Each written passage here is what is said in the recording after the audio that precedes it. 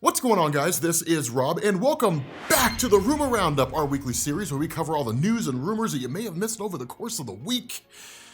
And we got an episode today, but first things first, a little bit of housekeeping. It is Thanksgiving week, so I have worked enough Thanksgivings and Christmases over the course of my life as a YouTuber, before I was a YouTuber, that I believe in giving my guys the week off. So we're gonna be taking a break all this week after this video for Geek Culture Explained, because I'm literally not gonna be at home, so I'm not gonna have the ability to make a video, even if something huge popped off. I'm hoping it doesn't. I'm hoping that there's not something where they're like, hey guys, so like Robert Downey Jr. and Chris Evans and like Chris Hemsworth were all spotted on the set of Doctor Strange 2.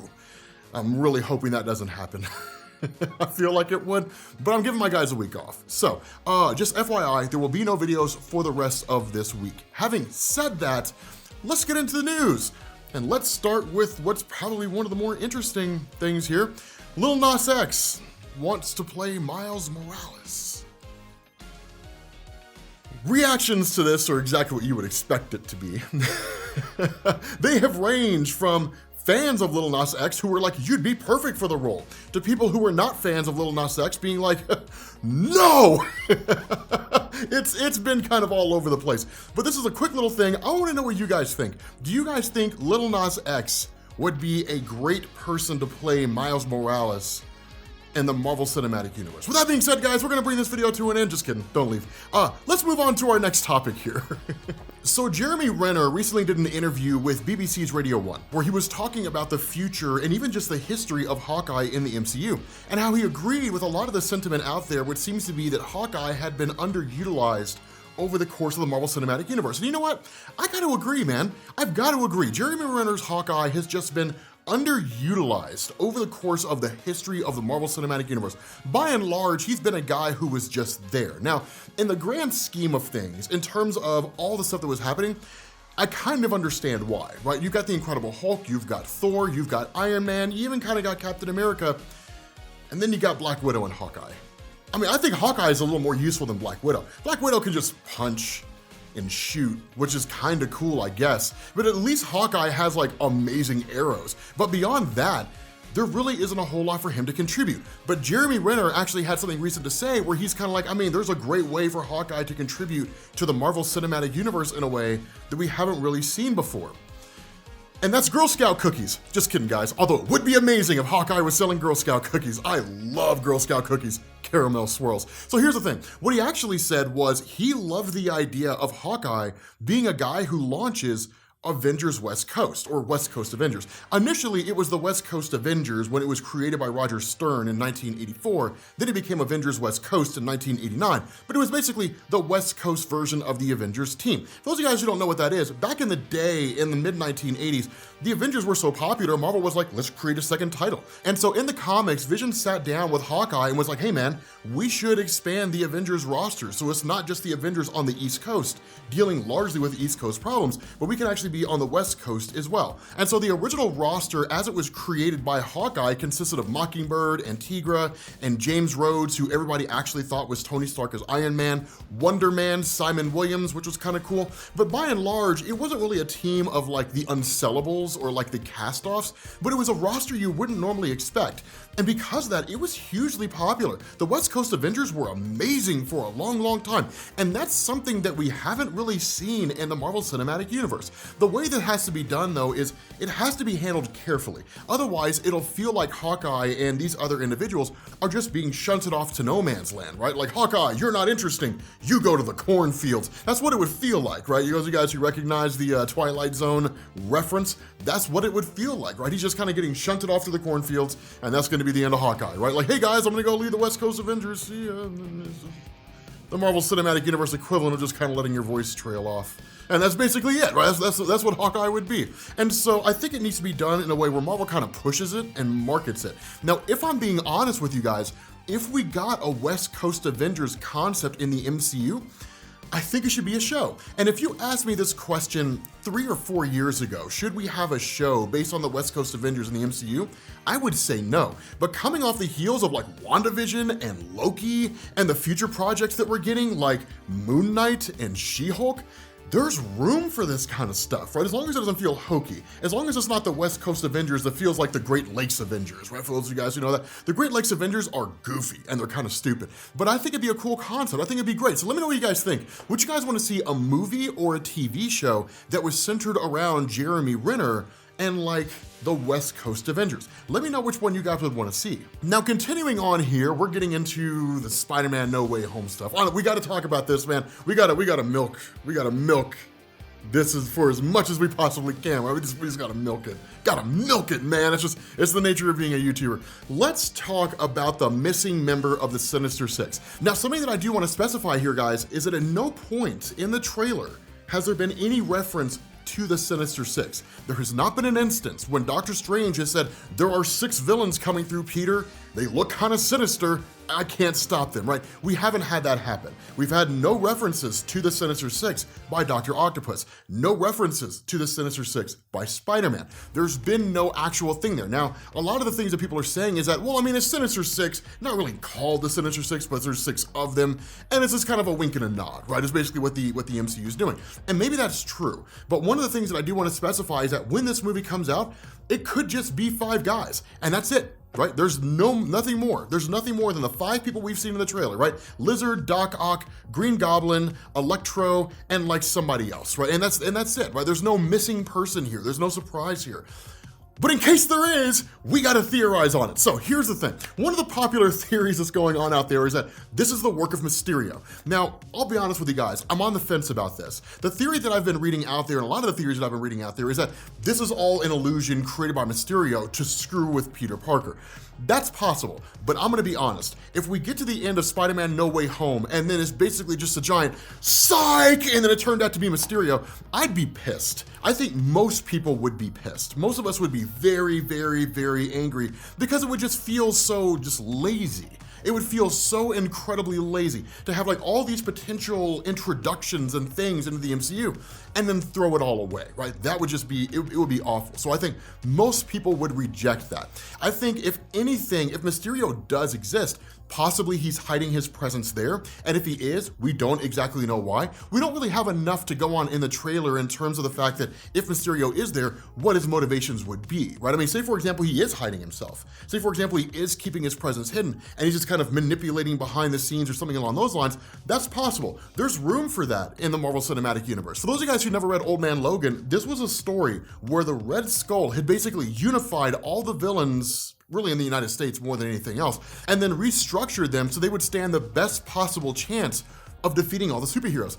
And it worked. The villains won, right? They basically killed most all the superheroes. But with Mysterio, it was really, really interesting because what ended up happening here is Mysterio actually used his powers to manipulate the environment on Wolverine and tricked Wolverine into believing that the most significant villains of the X-Men had broken into the Xavier Institute and were just attacking and trying to destroy everything. So he killed all the villains. But then when Mysterio removed the illusion, it turned out Wolverine had killed all the X-Men. He was tricked into doing it by Mysterio. So one of the things to know here, Mysterio is very, very capable. What you guys saw in Spider-Man Far From Home, I mean, that was cool. But in terms of like what Mysterio could actually pull off, that's nothing. It is entirely possible that everything taking place in Spider-Man No Way Home is the work of Mysterio.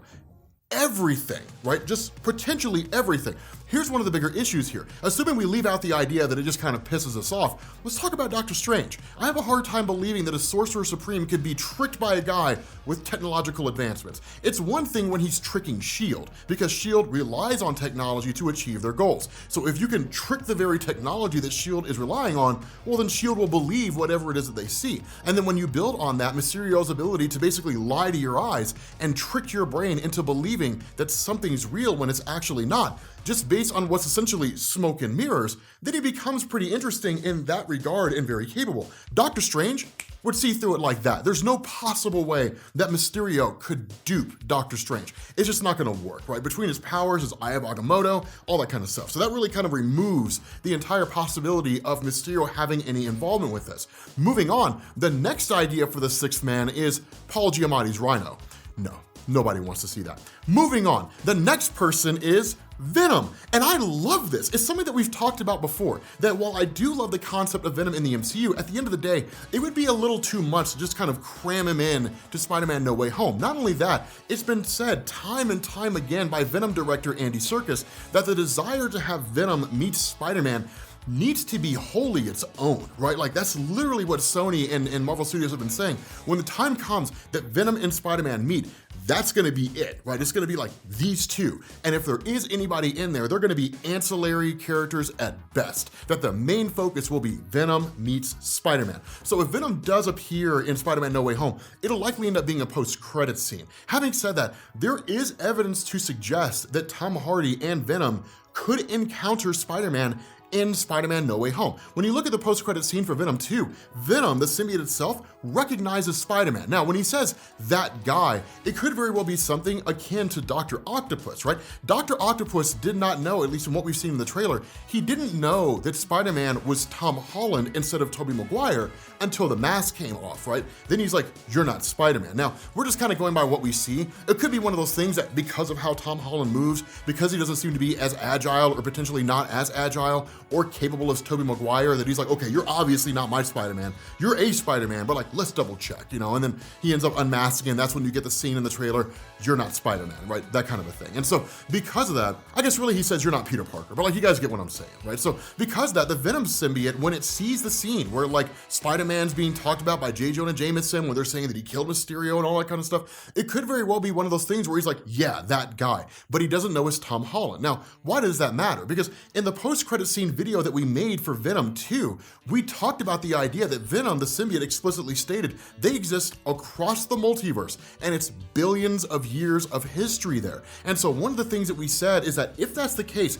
the only way to connect the Tom Hardy Venom symbiote to just the existence of Spider-Man in general is Topher Grace's Venom in the Sonyverse. That Topher Grace got the Venom symbiote, he fought Peter Parker, right? Tobey Maguire's Spider-Man, that whole thing unfolded and probably was the worst Spider-Man movie that was made so far. And then in turn, that knowledge, because the symbiotes share a hive mind across the multiverse, that knowledge was spread throughout all the other symbiotes. And that's how you connect Tobey Maguire's Spider-Man all the way to like Tom Hardy's Venom. It's the only way to make it work because there was nothing in the first Venom movie that pointed to Spider-Man's existence. The first time we've ever seen any reference to Spider-Man in a Venom movie, it's the only way you can connect the dots. And so having said that, it is possible these guys could meet. But then again, if this is some kind of big Sinister Six type event, I have a hard time believing they're gonna take what could be such a huge encounter that would just drive people to the theaters just for nothing to see just the two of these guys fight, that they would take Venom and just slam him into Spider-Man No Way Home and just be like, he's the missing man, he's a sixth man, cool, go forward and fight.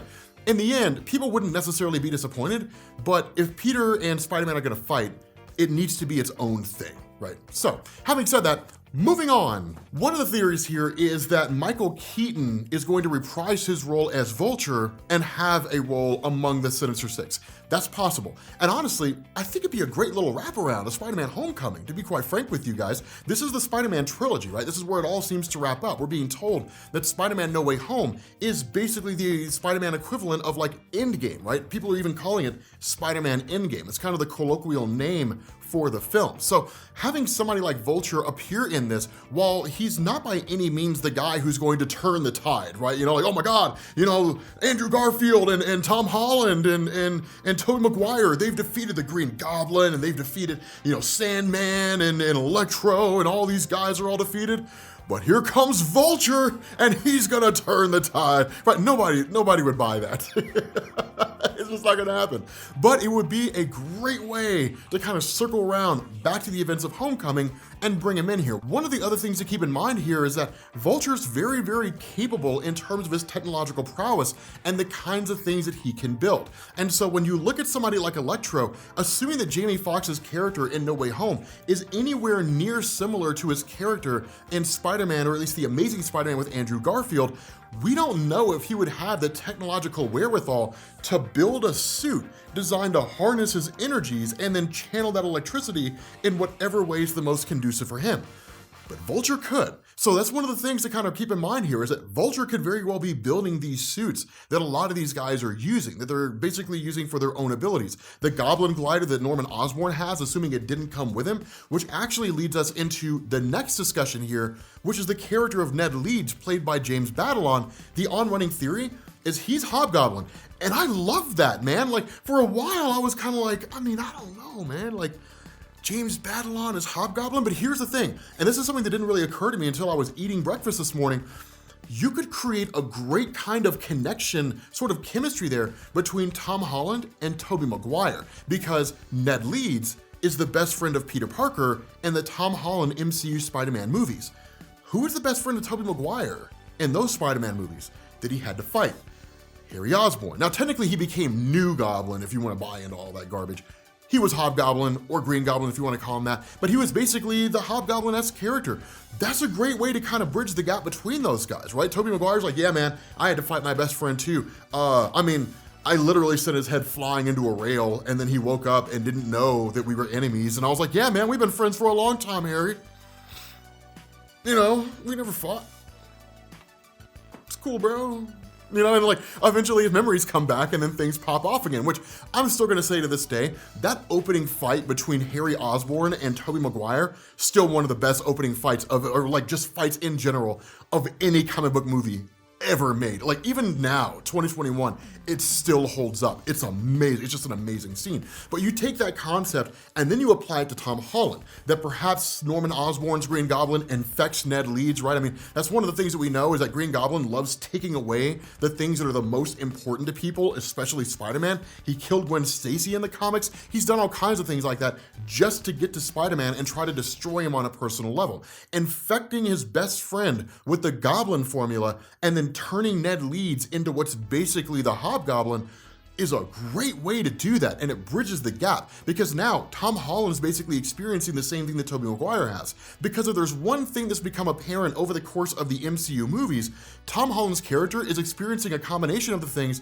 that Tobey Maguire and Andrew Garfield had gone through, right? Like in the trailer, Tom Holland says, I can't save everyone. Andrew Garfield said that in Amazing Spider-Man 2, that if it is a scene where Ned Leeds is infected by the Green Goblin formula and becomes Hobgoblin, that mirrors the experience of Tobey Maguire fighting Harry Osborn. So there's a lot of similarities, a lot of things, a lot of layers that are kind of being caked on here from the previous Spider-Man films that are all sort of coalescing, and Tom Holland basically learning the same lessons that Tobey and Andrew learned much earlier, presumably, in their histories or their careers as Spider-Man. So let me know what you guys think about the idea of like Ned Leeds being Hobgoblin in the MCU. I think it'd be cool.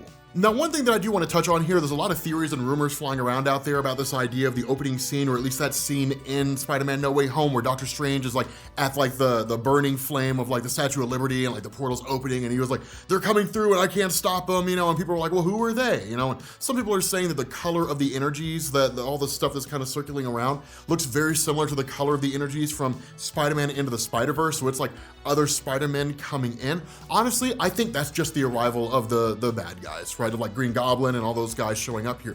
It does kind of ask the question, where else is this happening? Because I have a hard time believing that like the multiverse is collapsing, right? It's kind of coming in, and then like only those guys are showing up, right? If these portals are happening, if the multiverse is basically breaking open and these portals are appearing, I would have to believe they're appearing all over the world, right? Like it's happening at different places across the world, not just the world, the whole universe, right? So like on the Kree home world, right? Like these portals are opening up. On the Skrull home world, these portals are opening up. Well, I guess the Skrulls don't really have a home world anymore, do they? It got destroyed. But like all these different portals are opening up across the universe in different locations, and they seem to also be opening up on Earth. Now, it could be that Earth is the focal point, but this could really bring in what a lot of people are suspecting, which is the introduction of Kang the Conqueror in some capacity. One of the things that I really like about this theory, and again, I don't want to spend too long on this, but one of the things that I really like about this theory is people are basically saying that Spider-Man No Way Home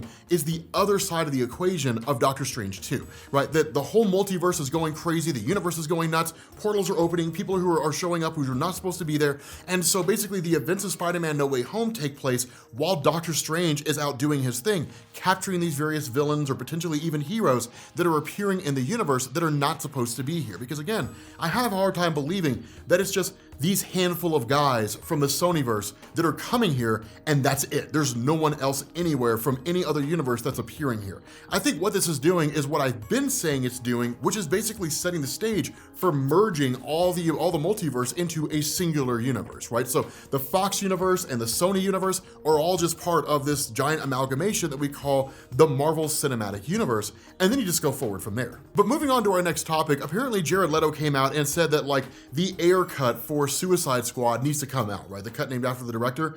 Who thought it was a good idea to name these cuts after the director? It's a director's cut. Literally, Hollywood has been making these for decades. They've been around for a long time, right? Like the Snyder Cut. It's called a director's cut. It's not a new concept. It's basically that, like that's all it is. I mean, I guess you can make an argument that the Snyder Cut is the cut of the movie that is totally unaffected by what's going on with Warner Brothers, but like we kind of know Warner Brothers sanctioned it, and they were also instrumental in the creation of the Snyder Cut. And so it's not like Zack Snyder went out into a field with an iPhone and grabbed the cast of the Justice League and then just started shooting extra scenes and then added some green screen effects to it and then released it to us in a 4:3 ratio. No, Warner Brothers had a hand in it, right? So it's time for us to actually start calling them director's cuts, because that's basically what they are. Having said that, no one wants that cut, Jared Leto. No one's asking for it. With Scott Snyder, you could kind of make that argument because he had to leave the project partway through, or he was fired from the project partway through. Whether or not he was fired or chose to leave depends on whether or not you're a fan of Zack Snyder. But you can make an argument that it wasn't necessarily his film, right? The Joss Whedon came in, made adjustments, made changes, and so that was it. With Ayer, it's kind of the same way to a degree, but a lot of people are saying, well, you know, Warner Brothers were involved and screwing it up. No. The movie was garbage, Jared Leto. It was bad. And no amount of Ayer cuts are going to fix that, right? Nothing's going to improve that. So move on, man. Just be like, yeah, okay, guys, whatever. The movie was garbage. We all know it was garbage. The one that James Gunn made was infinitely better. So let's just kind of ride on that train and just call it a day. Like, look, guys, I totally understand you want to get the actual cuts of your favorite directors, and that's fine. But getting your favorite director's cut does not automatically mean the movie is going to inherently be better than it was before. With Zack Snyder's cut, sure, it was better than the original Justice League, but that's because he had time to go back and look at everything everybody hated and do it differently, right? So it's a second bite of the apple, right? It's like a remake of a movie, right? It's like somebody coming back and saying, okay, I'm gonna remake the movie that I originally made because everybody hated these things about it, and then I'm gonna fix the things that they hated, and then add a little more footage and say, see guys, it's my personal cut that the studio didn't mess with. No, you're just correcting the mistakes that you made. Whatever, man. Like, let's just call it a day. So, I don't know. I mean, let me know what you guys think about this, right? Do you guys wanna see the Ayer cut? Do you guys not care about the Ayer cut? I have no idea. But regardless, moving on to things that actually matter, Charlie Cox, this guy's coming in, guns blazing, right? Okay, so this guy is gonna have, this guy's got his hands in all kinds of projects. He's gonna be in Echo, he's gonna be in She-Hulk, we already know he's gonna be in Spider-Man No Way Home, and it seems like all that's setting the stage to bring him in with Daredevil Season 4, or Daredevil Season 1. I don't know exactly how they're gonna do it. I kinda hope they relaunch it to a degree, if I'm being honest. I kinda hope it's a Daredevil Season 1, they sort of start over again and just sort of call it a day, or at the very least just kind of rework it. But Daredevil Season 4 also makes sense, because I guess they're gonna take the stuff from the Daredevil series on Netflix and just make it in continuity, which they can do. It was so far removed from the MCU that it didn't really involve the MCU, but it kind of involved the MCU, so it can kind of go either way. There's room for them to just kind of throw it in there and just be like, yeah, man, it's in the MCU, cool, that's it, right? And then you're done, right? I imagine that once they get all that Daredevil footage, if they haven't already, and it's out on Disney Plus, assuming it's not already, because I'm not aware that the Daredevil show is on Disney Plus, I imagine you're probably gonna see a lot more scenes in the show that you didn't see, where you're gonna have like the New York backdrop and you'll see like Stark Tower or like Avengers Tower or something along those lines, things that firmly place it in the MCU and it's actually there, not being alluded to, right? So like the events of Avengers are not the event, it's, hey guys, remember when those aliens came from that portal in the sky and like attacked us for a while, then the Avengers showed up and Iron Man almost died? Yeah, man, that was crazy, Foggy. God, I'm surprised we survived that. And like, that's what you get, as opposed to like, you guys remember the event? the thing we don't reference because I'm Jeff Loeb and I'm in a pissing match with Kevin Feige and I'm pissy because I can't be the one to lead the Marvel movies. Like, you're not gonna get that, right? So having said that, let me know what you guys think, right? I mean, there's not a whole lot to talk about in terms of the Charlie Cox thing. It makes sense, the guy's a lawyer, so he would basically spend a lot of time with lawyers. I think it would be cool. I think it'd be awesome to see they're doing that, some crossovers between him and other characters like Jennifer Walters, who is a lawyer herself. I'm excited about that. So let me know what you guys think down in the comments section. You guys excited about this whole thing? This is a pretty good episode, I think. And keep in mind, we're gonna be taking off the rest of the week to give my guys time to go eat with their families and to go Black Friday shopping. I know I'm gonna be doing that. But thank you guys for watching. Have a happy Thanksgiving, and I will catch you all later. Peace.